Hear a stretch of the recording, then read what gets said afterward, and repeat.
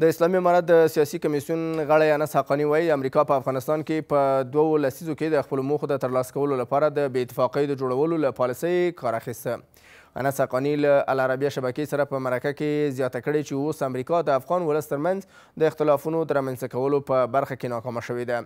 نوموړی همداراز د اسلامي امارت د چارواکو ترمنځ د لیدلورو تفاوت یوه عادي چاره ګڼي او زیاتوي چې نه غواړي دغه د لیدلورو توپیرونه پر مخالفتونو واوړي. د اسلامي امارت لوړپوړي غړي انس حقاني له العربیه شبکې سره په مرکه کې په هیواد کې د شته اختلافاتو په تړاو پوښتنې په ځواب کې وایي چې امریکا په تیرو 2 لسیزو کې د خپلو موخو د ترلاسه کولو لپاره د بې اتفاقۍ د جوړولو له تګلارې څخه ګټه پورته کوله. د اسلامي امارت دغه لوړپوړی غړی دغه راز وایي چې اوس امریکا د افغانانو ترمنځ د بې اتفاقۍ د جوړولو او اختلافاتو په رامنځته کولو کې ناکامه شوې او د همګړۍ د افغانانو ترمنځ هیڅ اختلاف نشته. دا څرګندونې په 24 کاله وړاندې پورې اړوندې دي. کله چې امریکایان افغانستان ته راغلل هغوی له ډیرو لارو چارو ګټه پورته کړه. اوس چې بل هیڅ شی نشته هڅه کوي همدغه لارې چارې وازمایي چې هڅه یې د بې اتفاقۍ جوړول او د خلکو تر فشار لاندې راوستل دي. خو دا د منلو نه ده او الحمدلله چې داسې شی نشته. خو انس حقاني د خپلو څرګندونو په یو برخه کې د اسلامي امارت د چارواکو ترمنځ نظر اختلافات مني او ټینګار کوي چې نه غواړي د نظر دغه اختلافات په مخالفتونو بدل شي. د اختلافاتو او نظر تفاوت ترمنځ توپیر شته. دا یوه طبیعي چاره ده. موږ نه غواړو د نظر دغه اختلافات د مخالفتونو لامل شي ځکه افغانستان له بې اتفاقۍ څخه زیانمن شوی او موږ شاهد وو چې د مجاهدینو تر بریا وروسته څه وشول. مجاهدین بریالي شول او په دې برلاسي شول چې کمونستان او شوروي ته ماتې ورکړي خو د ګوندونو د شمیر د زیاتوالي له امله ونه توانېدل دولت جوړ کړي. انس حقاني دغه راز وایي چې داعش په اسلامي هیوادونو کې د ځوانانو په غولولو سره هڅه کوي په افغانستان کې شته امنیت له ستونزو سره مخ کړي. له همدې لارې دا ډله چې ځان د اسلامي خلافت او اسلام بنسټګره ګڼي په اسلامي هیوادونو کې خلک او ځوانان غولوي او په دا ډول کړنو سره غواړي وښیي چې په افغانستان کې امنیت نشته. انس حقاني د خپلو څرګندونو په بله برخه کې ټینګار کوي چې د همګړۍ په هیواد کې لوی اقتصادي پروژې شته او له نړۍ سره تعامل پیل شوی او دا بدلونونه د داعش او نورو هغو کسانو لپاره د اندېښنې وړ دي چې په افغانستان کې ثبات نه غواړي.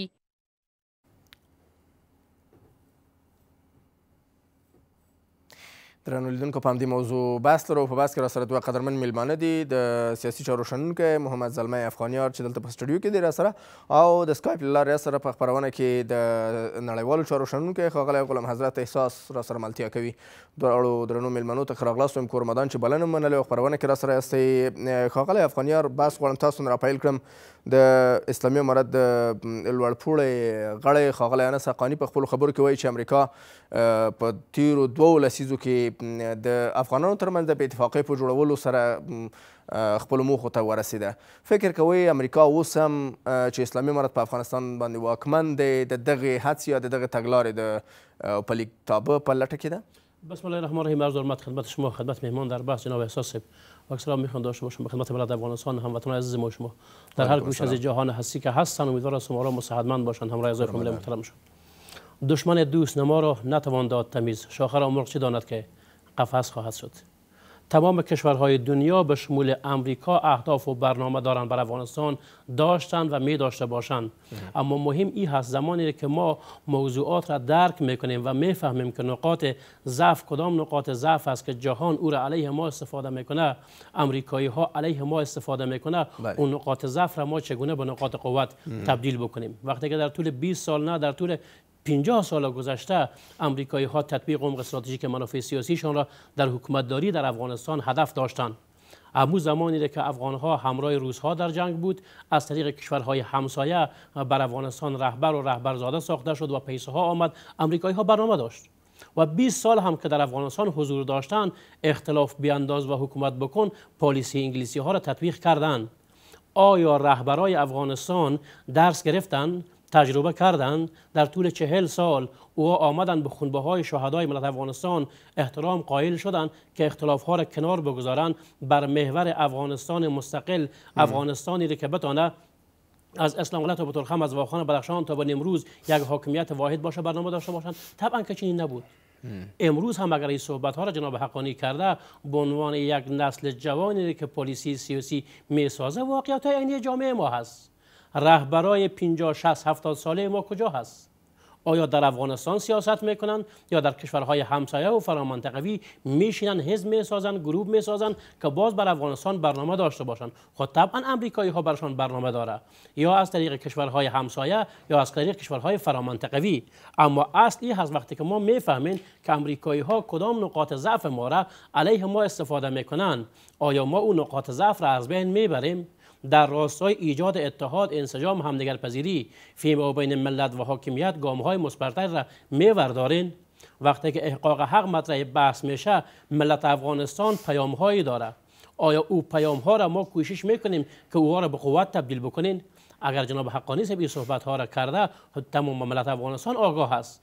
حتی ما همیشه گفتیم طفل 7 ساله افغانستان هم سیاست را میفهمه، چرا که او در جنگ و در نابرابری کلان شده. اگر در 3.5 سال گذشته ما 2 میدان جنگ نداریم، جنگ ها را بر افغانستان کی مدیریت کرد؟ اختلاف دیدگاه ها را کی بر افغانستان تزریق کرد؟ طرح و تهداب احزاب سازی ها بر افغانستان از کجا شد؟ 7 حزب در کجا ساخته شد؟ 8 در کجا ساخته شد؟ آیا حاکمان لاهور و حاکمان تهران بر ما برنامه نداشتند؟ تمام ملت افغانستان میفهمه که اوضاع افغانستان چنین بوده. ما امیدوار هستیم که حال وقتی که میفهمیم رهبران جهادی امریکا اوس هم دغه سی پالیسی په لټه کې ده، طبعا که چنین هست. در تقابل سیاسی عدم تعریف منافع مطرح بحث است. وقتی که نتوانین از طریق گفتمان برای راه حل پیدا بکنید، از پالیسی جنگ، ایجاد فاصله ها بین ملت و حاکمیت شما استفاده میکنین. اگر کارت دموکراسی و حقوق بشر و تحصیل را امریکایی ها بر حکومت سرپرست افغانستان پیش میکنن، فیما بین بشری که در غزه هست و بشری که در افغانستان هست چی فرق هست؟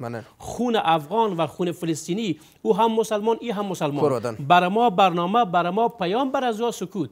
خب مشخص است که برنامهشان اختلاف اندازی هست. کور ودان خاغلی افغاني برته راګرځم خاغلی احساس تاسو هم ښه راغلاست. وایم کورمدان چې خپرونه کې راسره یاستئ، پوښتنه همدا مطرح کوم لکه څنګه چې ښاغلي حقاني په خپلو خبرو کې ویلي دي چې د افغان ملت ترمنځ بې اتفاقي نشته او امریکا په دې لټه کې یا په دې هڅه کې ناکامه شوې ده. اوس دی نشي کولی چې د افغانانو ترمنځ بې اتفاقي خوره کړي.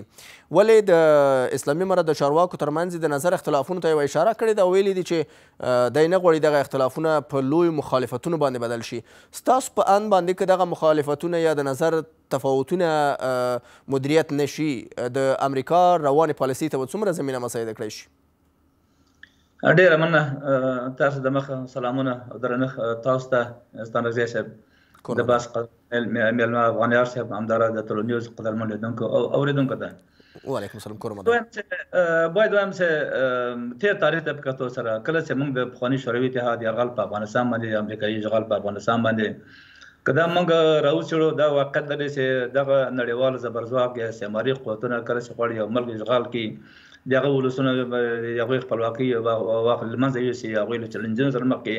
نو دوی یوازینۍ لاره دا ده چې دوی غواړي چې په شکل د اشکالو دلته تفریقې واچوي، نفاقونه واچوي او دلته دغسې فضا رامنځته کړي چې دلته د ولسونو ملي قیام او ملي مقاومت کمزوری شي. همدغه علت ده چې پخواني شوروي اتحاد هم لامدغه شیوه نه کار وخت د امریکا هم کله کې اجازه راکړي زه په دې باندې لږ ذره لاند باسم. شوروي په افغانستان باندې هغه وسوه یرغل وکړ 45 کال د مخه، دغه وخت قانوني او نظام له منځه یوړل، ولسمشر د ووژه، شهید کړه له کورنۍ غړو سره په ډېرې رهنمایۍ سره.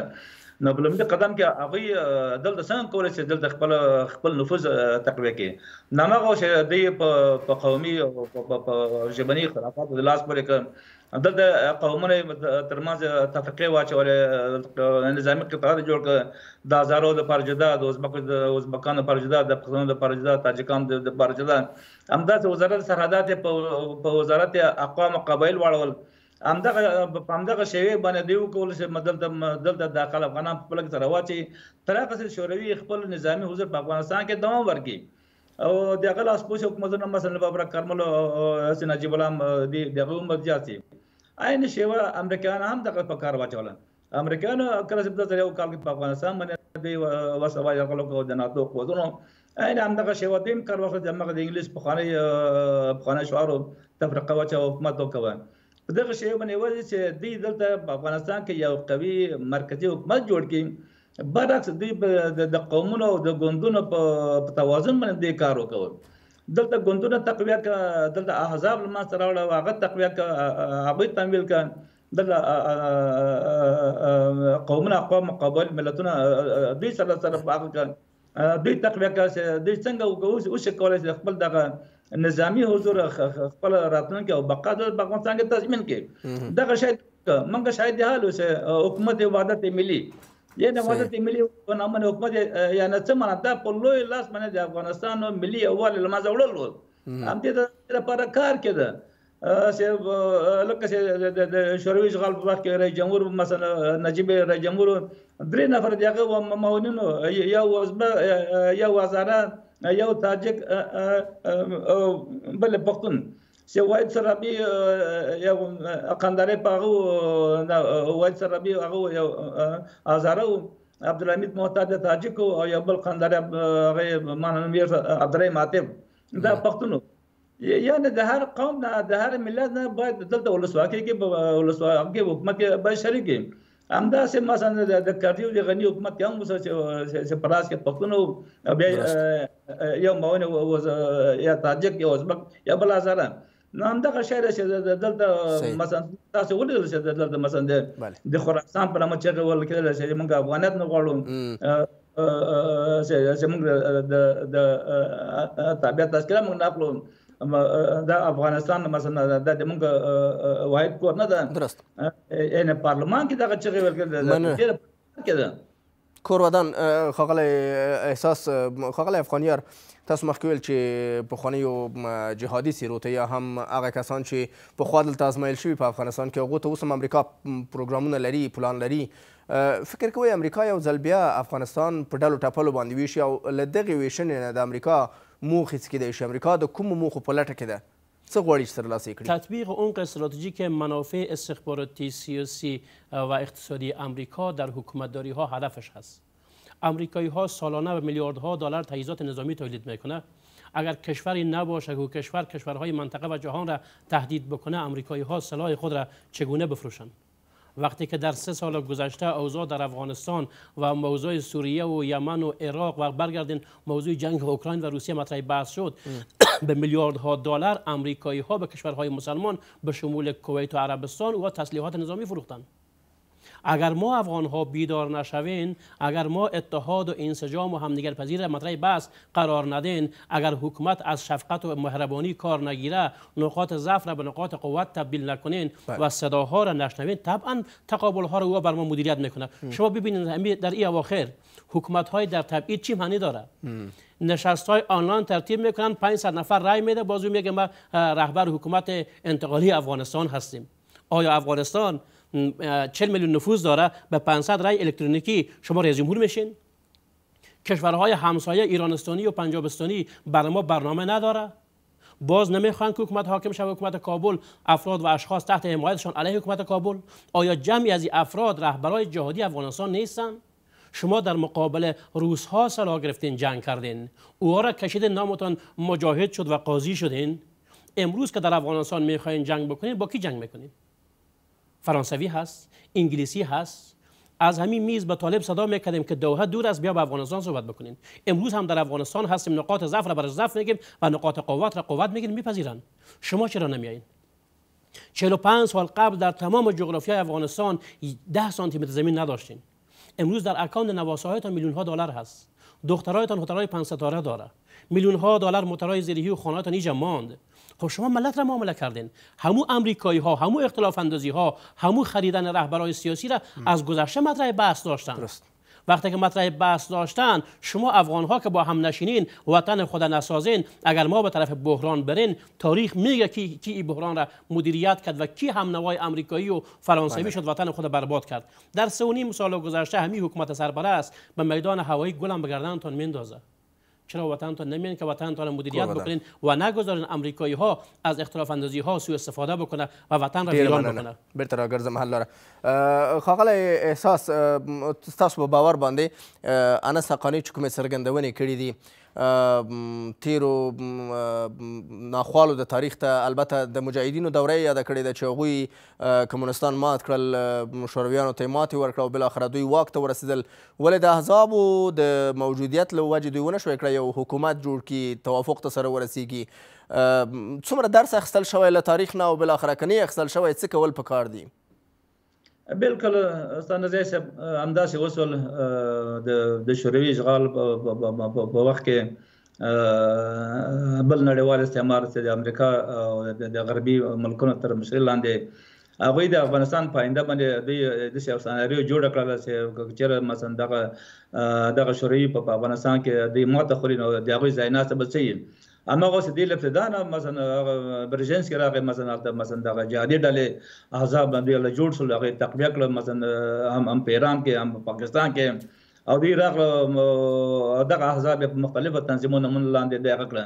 که چېرې دلته د هغوی هدف د جهاد وی، مثلا د شوروي د روس مقابل کې جهاد وی، مقاومت وی، جګړه وی، خو ټول مسلمانانو دا ټول جهادیان خو دوی به د یو حزب په ترکیب کې د یو حزب تر نامه لاندې دوی به راغلي وو، دوی به خپل لیک تقویه کړې وې، راغلي به جګړې ته به دانګلي وو.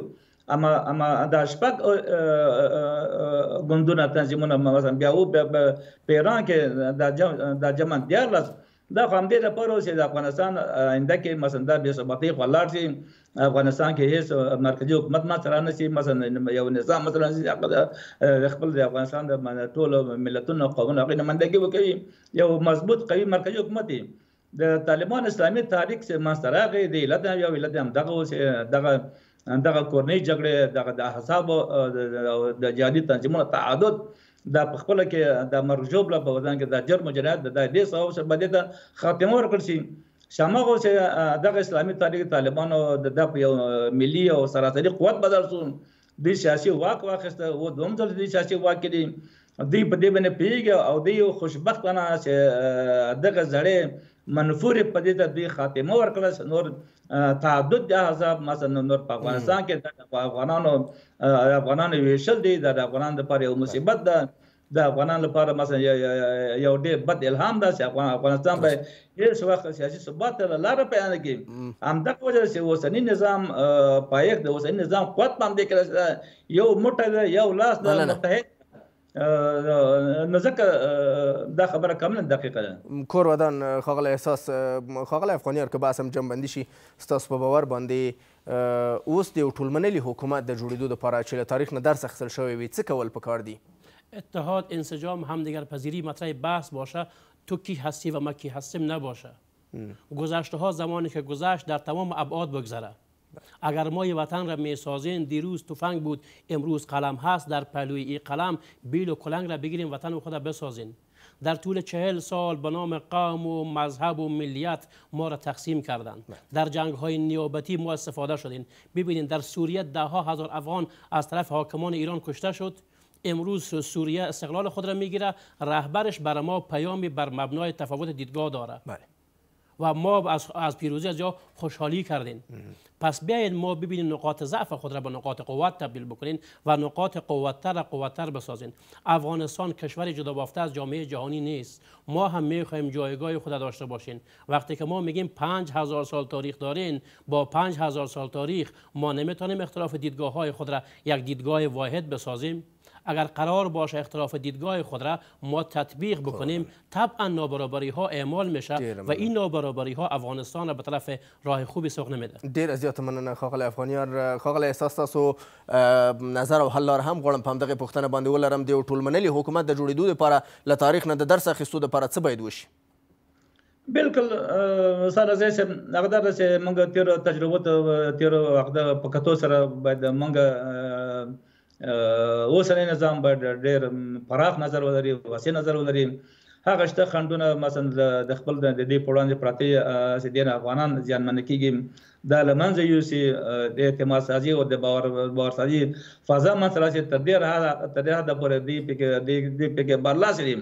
ولې داسې یو انځور باید وړاندې شي دنیا ته، نړیوالو ته، هم افغانان داسې مثلا آینده کې دوی داسې یو نظام باندې کار وکړي چې هغه واقعا د ټولو اقشارو مثلا دوی اساسولي وکړي الله به ټول ته به حق ورکړي هم د میرمنو ونډه به فعال وي او د نور د مدني ټول نور په کاستاج به خصوصا بیا ځوانه طبقه لپاره باید د ډېر د پام وشي دا چې ولې په هغه شکل نه ټول شموله شي دوی مثلا هغه بهرانیان وایي چې هغوی غواړي خپل هغه زړې مهرې مثلا دا بېرته وړي په واقع کې نه هغه شکل باندې نه ولې شکل چې اساسا نه د بهراني کوم نیوکر باندې هم داخل کې افغانستان مثلا د حکومت یو یو بنیادي حکومت باندې تبدیل شي. ډېره زیاته مننه د نړیوالو چارو شنونکی ښاغلی غلام حضرت احساس او د سیاسي چارو شنونکی ښاغلی محمد زلمی افغانیار چې خپرونه کې مو ګډون کړی او په موضوع راسره بحث درلود. کور مدان